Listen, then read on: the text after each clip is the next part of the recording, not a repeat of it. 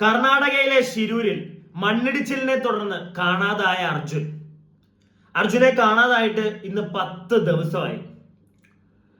തെരച്ചിലൊക്കെ ഭയങ്കരമായിട്ട് അവിടെ നടക്കുന്നുണ്ട്. പക്ഷെ ഇതുവരെയായിട്ടും അർജുന്റെ ട്രക്ക് ഇപ്പൊ പറയുന്നു എന്താണ് വെള്ളത്തിനടിയിലുണ്ട്, ഒരു 3-4 തടി കഷ്ണം, ആ വണ്ടിയിലുണ്ടായിരുന്ന 3-4 തടി കഷ്ണം കണ്ടു കിട്ടി എന്നൊക്കെ ഇങ്ങനെ പറയുന്നുണ്ട്.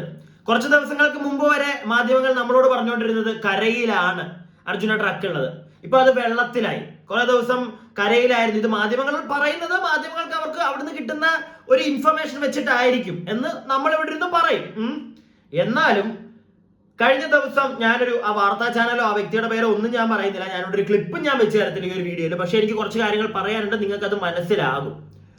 അപ്പോ കഴിഞ്ഞ ദിവസം ഒരു റിപ്പോർട്ടർ ചേട്ടൻ, ഒരു സുന്ദരനായ ഒരു റിപ്പോർട്ടർ ചേട്ടൻ ഈ സ്ഥലത്ത് ഈ ഒരു ശിരൂരിൽ നിന്നിട്ട് അവിടുത്തെ ഒരു പോലീസുകാരന്റെ ഫ്രണ്ടിൽ നിന്നിട്ട് ആ പോലീസുകാരനോട് കാര്യങ്ങൾ ചോദിക്കുമ്പോൾ ആ പോലീസുകാരൻ ഇയാളെ ഓടിച്ചു വിടുന്നുണ്ട്.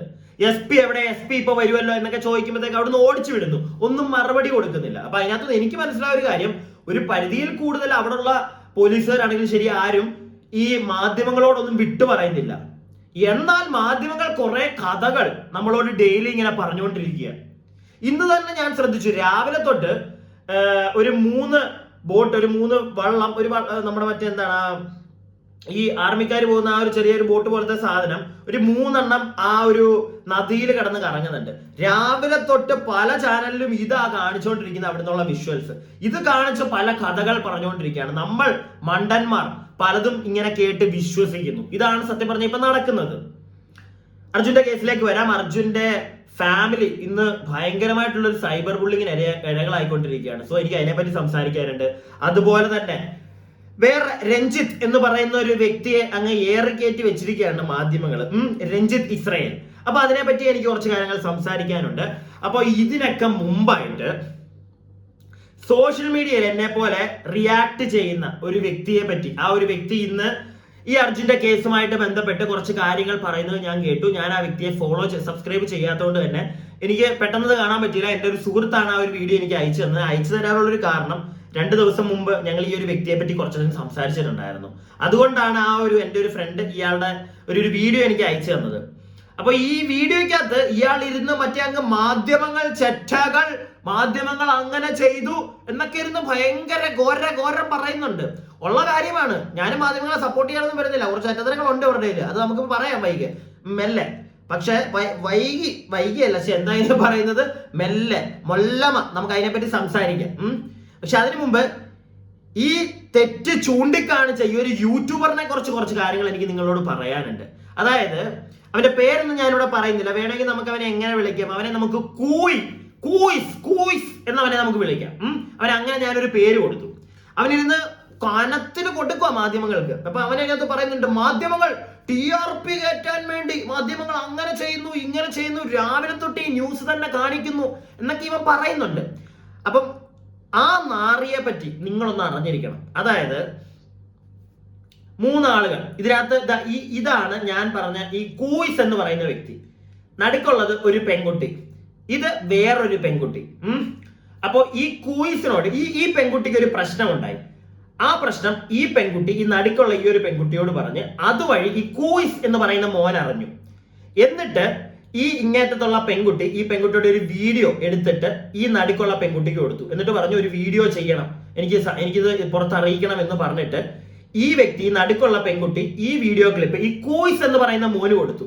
അപ്പോഴും പറഞ്ഞു ആളുടെ ഫോട്ടോ, അതായത് ഈ അറ്റത്തുള്ള പെൺകുട്ടിക്ക് ആ വ്യക്തിയുടെ ഫോട്ടോ ഒന്നും പുറത്ത് വരണമെന്നുണ്ടായിരുന്നു. അതുകൊണ്ട് തന്നെ ഈ നടുക്കുള്ള പെൺകുട്ടി പറഞ്ഞു ഫോട്ടോ ഒന്നും കാണിക്കരുത് എന്ന് ഈ ഒരു മഹാനോട് പറഞ്ഞിരുന്നു. എന്നിട്ടും ഈ മഹാൻ എടുത്ത് ആ ഒരു മുഖം കാണിച്ചുകൊണ്ട് തന്നെ ഇട്ടു. അതപ്പോ ഇങ്ങേറ്റത്തുള്ള പെൺകുട്ടി ആ വീഡിയോ കണ്ടു. ആ പെൺകുട്ടിക്ക് കുറച്ച് ഇഷ്യൂസ് വന്നുകൊണ്ട് തന്നെ ആ പെൺകുട്ടിക്ക് നടുക്കുള്ള ഈ പെൺകുട്ടിക്ക് ഇങ്ങേറ്റത്തുള്ള പെൺകുട്ടിക്ക് ഡയറക്റ്റ് ഈ കൂയിസും ഒരുമായിട്ട് കോണ്ടാക്ട് ഇല്ല. അതുകൊണ്ട് തന്നെ ഈ ഒരു മീഡിയേറ്റർ ഉണ്ട് നടുക്കുള്ള പെൺകുട്ടി.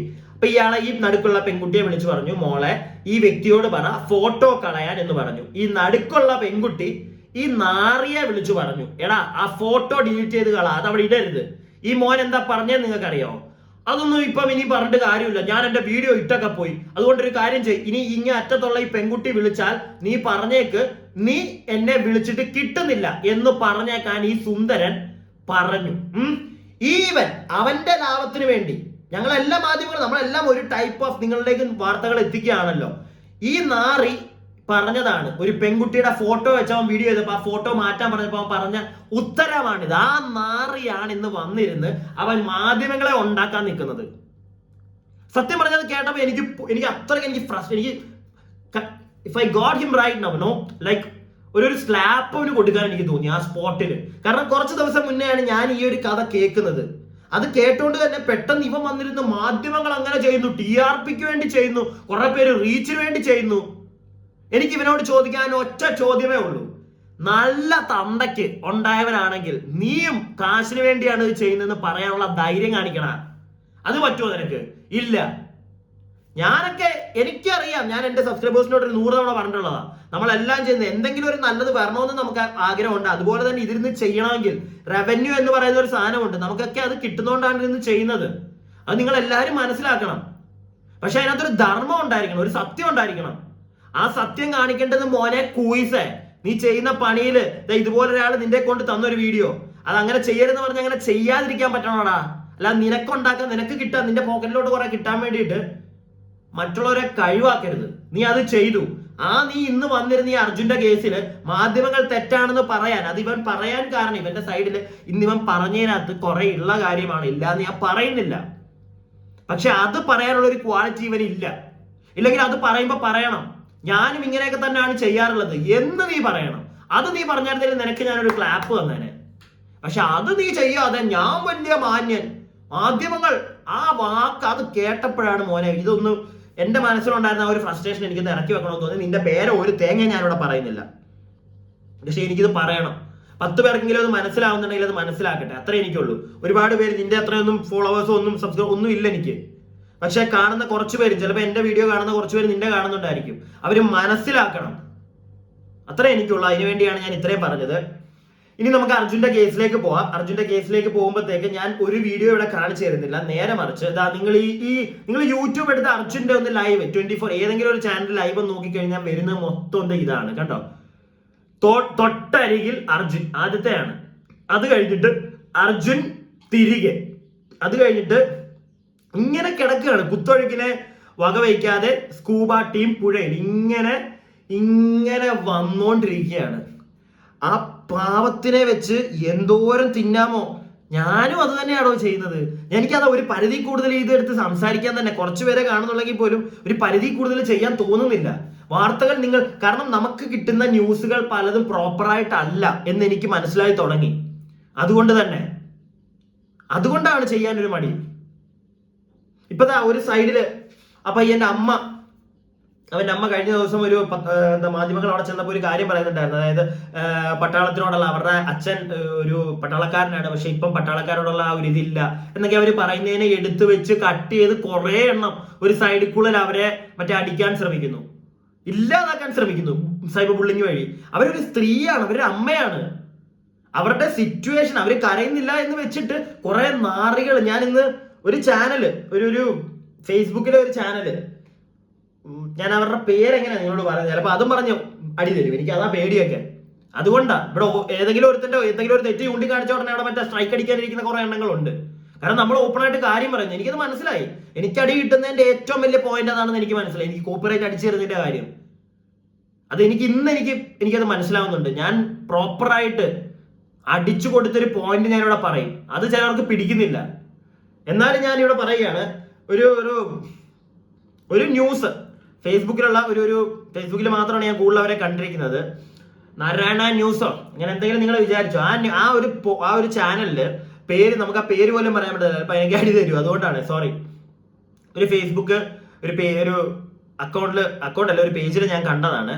അതായത് എന്തുകൊണ്ട് അർജുന്റെ അമ്മ കരയുന്നില്ല, അവര് ചിരിച്ചു. അവർ മാധ്യമങ്ങളോട് സംസാരിച്ചപ്പോൾ അവര് ചിരിച്ചു. എടാ, എങ്ങനെ ഇവനൊക്കെ ഇത് പറയാൻ തോന്നുന്ന ഞാൻ ആലോചിക്കുന്നത്. എങ്ങനെ ഇത് പറ്റുന്നു? ഇവന്റെ കഥ ഒരുത്തനായിരുന്നു പറയുന്നത്. അവന്റെ ഒന്നും വീട്ടിൽ തന്തം തള്ളയൊന്നുമില്ല. ഞാൻ അങ്ങനെ ആലോചിച്ചത്. ഇവന്റെ ഒന്നും വീട്ടിൽ ആരും ഇല്ലേ? എങ്ങനെ ഇവനതൊക്കെ പറയാൻ പറ്റുന്നു? അവരുടെ മകൻ പോയി, അവര് മാധ്യമങ്ങൾ ഫ്രണ്ട്. എടാ നാറി, നിനക്കിത് പറയാൻ എവിടുന്നാണ് ഇത് പറ്റുന്നത്? ഈ മൈക്കും കോപ്പും പിടിച്ചോണ്ട് അവരുടെ ഫ്രണ്ടിൽ പോയി ഇരുന്ന് വീഡിയോ എടുക്കാൻ നമുക്കൊന്നും ഒരു നാണോ ഇല്ലല്ലോ, അല്ലെങ്കിൽ അതിനെപ്പറ്റി സംസാരിക്കാൻ നമുക്കൊന്നും ഒരു നാണോ ഇല്ലല്ലോ. അപ്പൊ പിന്നെ അവര് കരയാതിരുന്നതാണോ നിന്റെയൊക്കെ ഒക്കെ പ്രശ്നം? അവര് കരയണമായിരുന്നു, മറ്റേ നെഞ്ചത്തടിച്ച് ഇങ്ങനെ കരയണമായിരുന്നു. അപ്പോഴേ നിനക്കൊക്കെ ഒരു സന്തോഷം കിട്ടത്തുള്ളൂ, അല്ലെങ്കിൽ അപ്പോഴേ TRP കയറത്തുള്ളൂ. ഓ അതായിരിക്കും മെയിൻ അല്ലേ? അവര് കരഞ്ഞാലേ കുറച്ചും കൂടെ ആൾക്കാരുടെ വ്യൂസ് ശോകം വരത്തുള്ളൂ, അതുകൊണ്ടല്ലേ? സത്യം പറഞ്ഞ ഇതൊക്കെ കാണുമ്പോഴത്തേക്കുണ്ടല്ലോ ഒരു ദേഷ്യം വരുന്നു ഇവിടുത്തെ ആൾക്കാരോട്, പല ആളുകളോടും.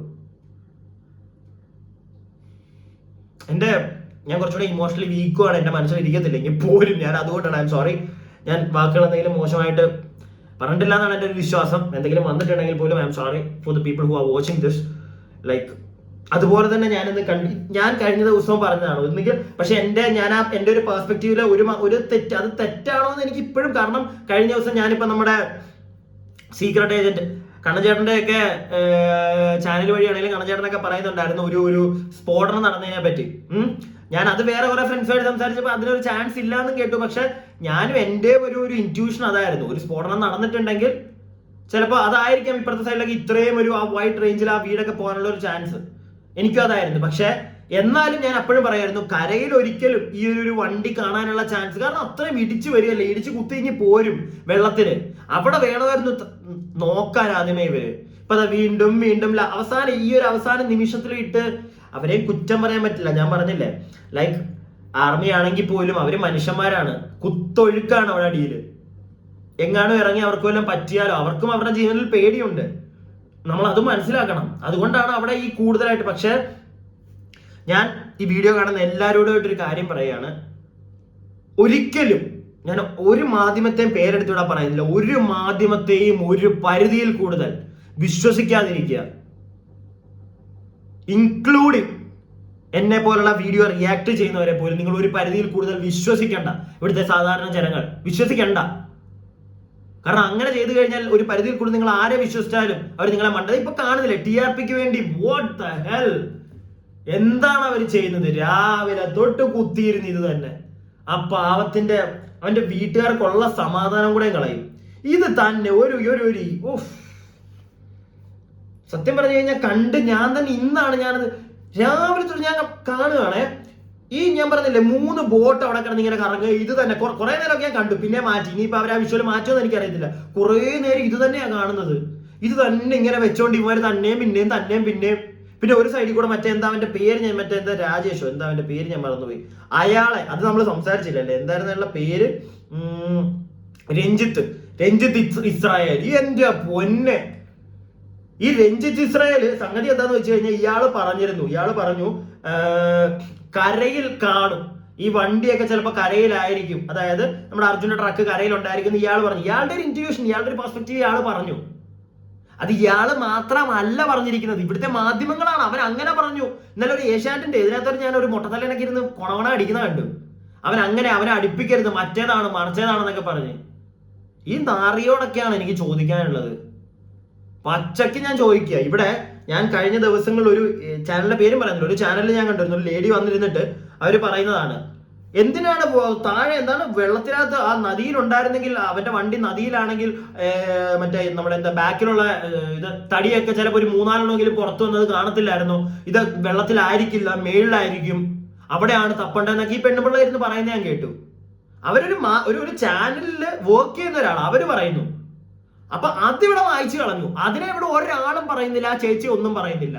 ഇവൻ ഈ രഞ്ജിത്ത് എന്ന് പറയുന്ന പുള്ളി മാത്രം ഇത് പറഞ്ഞെന്നും പറഞ്ഞ് അവനെ ഇട്ട് പൊങ്കാല ഇട്ടുകൊണ്ടിരിക്കുക. ഇവിടുത്തെ മാധ്യമങ്ങൾ ചെയ്യുന്നത് ഏറ്റവും വലിയ ചെറ്റതരം. നിങ്ങളുടെ കൂട്ടത്തിലുള്ള ഒരു സ്ത്രീ ആദ്യമേ ഇത് പറഞ്ഞിട്ടുണ്ട്, ഇയാൾ പറഞ്ഞത് കൂടാതെ അവരെയും എടുത്തിടയാറില്ല, അവരെയും ആട്ട്.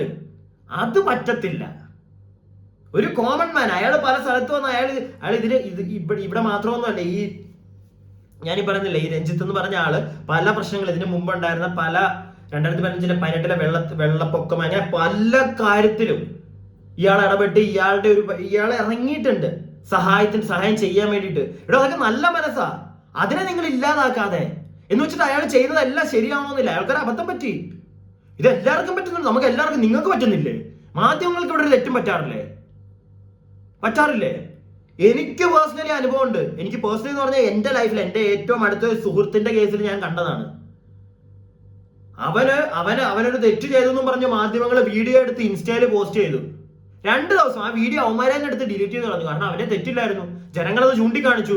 ഒരക്ഷരം മിണ്ടാതെ ആ വീഡിയോ അവിടെ നിന്ന് എടുത്ത് കളഞ്ഞു. പുറത്ത് ഇതുവരായിട്ടും വന്നിട്ടില്ല അതിനെപ്പറ്റി ഒരു വാർത്ത പോലും.